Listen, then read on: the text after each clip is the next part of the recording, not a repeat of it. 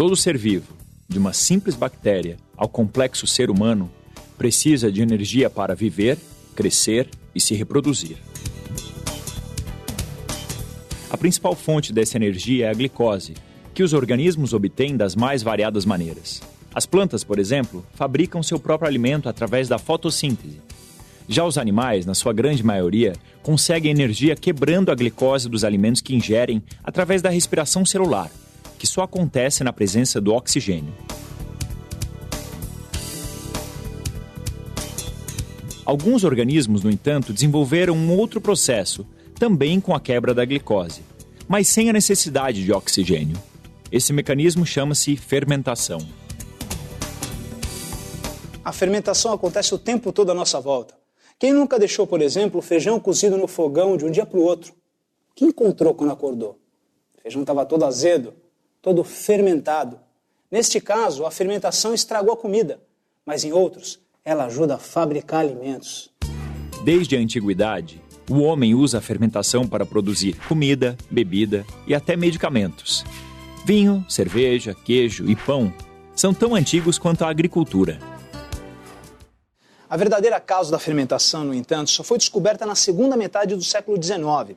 Na época, os produtores de vinho franceses passavam por uma terrível crise, pois todo o vinho que produziam avinagrava rapidamente.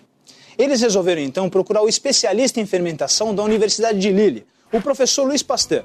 Em 1864, Pasteur descobriu o mistério. Seus estudos permitiram concluir que a fermentação é um processo biológico e químico. O problema que os vinicultores enfrentavam era causado por alguns micro-organismos que, durante a fermentação, transformavam álcool em ácido acético ou vinagre. O controle dos micro-organismos durante a fermentação agora faz parte do processo para a produção de alimentos. Hoje sabemos que os processos fermentativos resultam da atividade de diferentes micro-organismos. Leveduras, fungos, bactérias. Cada um desses micro-organismos provoca a fermentação de uma substância diferente.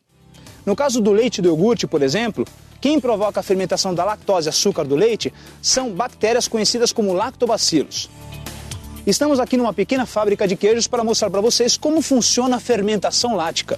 O leite, ele tem as bactérias naturais dele, né? E se você deixar o leite quietinho durante umas 30 horas, numa temperatura de 30 a 35 graus, ele vai coagular e vai virar queijo naturalmente. O primeiro momento é o azedamento do leite, que ocorre com a ação de uma série de bactérias naturalmente presentes no leite, mas que podem ser adicionadas, né, no processo industrial. Elas vão usar o açúcar do leite, a lactose, como alimento, e elas produzem o ácido lático, né, como subproduto desse processo. E o ácido lático vai tornar o leite mais ácido, e aí a caseína, que é a proteína do leite, ela vai coagular, né? Ela muda a sua conformação e aí vai formando uma consistência um pouco mais sólida, um pouco mais gelatinosa.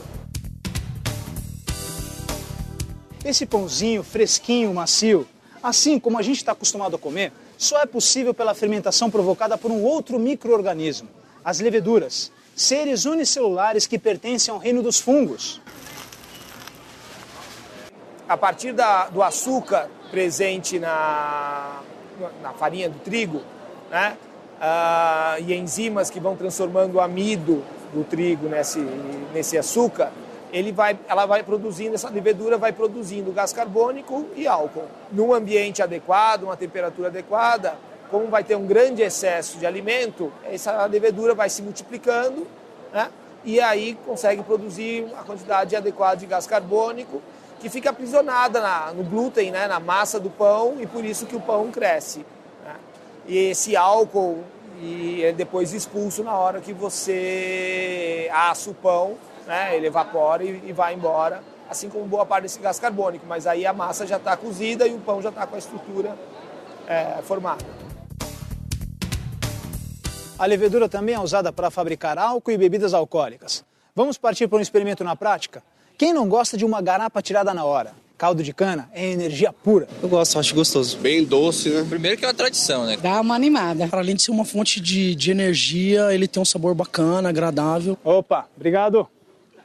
Será que a gente consegue provocar uma fermentação alcoólica e produzir álcool a partir da garapa? Vamos levar uma amostra para o laboratório. Fala, Gustavo. Opa. Tudo jóia? Aqui está a garapa diretamente da feira. Bom, agora eu quero saber como é que se produz álcool a partir do caldo de cana. É muito simples. Tudo que a gente vai precisar é do caldo de cana e do fermento biológico, desse que compra na padaria ou no mercado. Ah, o Saccharomyces cerevisiae. Exatamente. Então, primeiramente, a gente vai colocar cerca de 200 ml do caldo de cana. Tá. E a gente vai colocar esse caldo de cana, então, dentro de um recipiente de 2 litros. Perfeito. No caso, a gente vai usar um Erlenmeyer, mas pode ser qualquer recipiente, uma garrafa PET ou qualquer coisa do tipo. Tá. Para essa quantidade de caldo de cana, a gente vai usar mais ou menos 10 gramas de fermento biológico. Bom, agora vamos misturar isso aqui.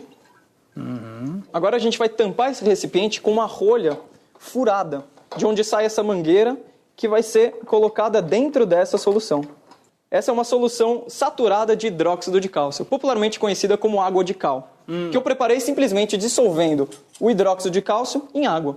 Mas ela também pode ser feita se dissolvendo a cal em água. E por que tem que montar desse jeito? A reação de fermentação produz 2 substâncias, o álcool e o gás carbônico.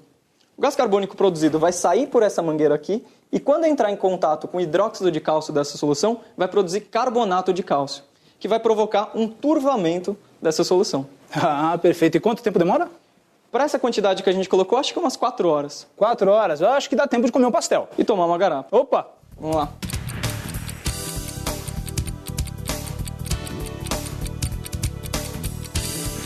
Olha, não é que funcionou mesmo? Tá turvo. Exatamente. O gás carbônico que foi produzido na nossa fermentação reagiu com o hidróxido de cálcio que tinha nessa solução, formando carbonato de cálcio, que é insolúvel em água, por isso a solução fica turva. Ah, tá. Então deu certo a experiência. Deu certo. Se saiu o gás carbônico por aqui, quer dizer que o álcool foi formado aqui dentro. Ah, perfeito. Agora só temos álcool aqui, né? O que a gente tem aqui é uma mistura conhecida como vinhaça, que é uma mistura de álcool, água e os demais componentes do caldo de cana. O que a gente precisa fazer agora é separar o álcool dessa mistura. E como é que a gente separa o álcool dessa mistura? Bom, a gente usa um processo de separação de misturas conhecido como destilação. A destilação é uma técnica de separação de misturas baseado na diferença dos pontos de ebulição das substâncias. A gente tem 2 tipos de destilação, a simples e a fracionada. Na destilação simples, a gente separa líquidos de sólidos, como, por exemplo, quando a gente quer produzir água potável a partir da água do mar. Já nesse caso, que a gente quer separar 2 líquidos, o álcool da vinhaça, a gente tem que utilizar outro tipo de destilação, a fracionada. Tá. E como é que funciona o processo? Primeiro, a gente tem que montar uma aparelhagem diferente para fazer esse processo e colocar a vinhaça dentro desse sistema. Essa aqui é a aparelhagem de destilação fracionada montada. A nossa vinhaça, que foi obtida a partir da fermentação do caldo de cana, foi colocada aqui, nesse balão.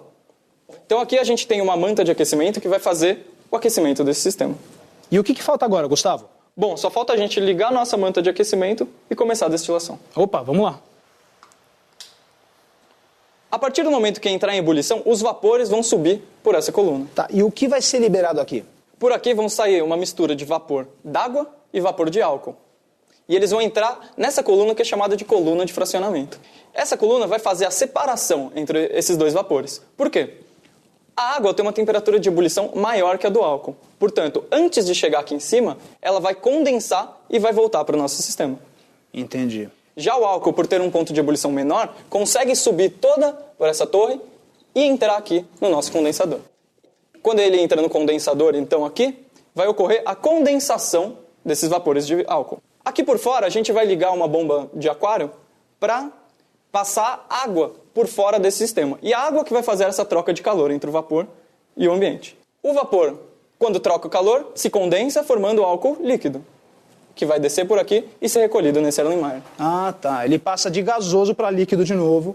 Exatamente. E aqui a gente tem o álcool.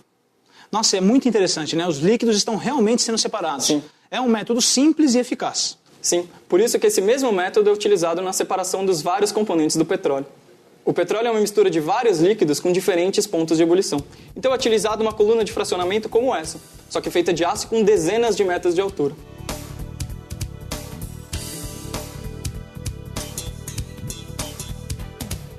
vimos na prática como acontece a fermentação alcoólica. Conseguimos produzir álcool a partir da garapa com auxílio da levedura Saccharomyces cerevisiae.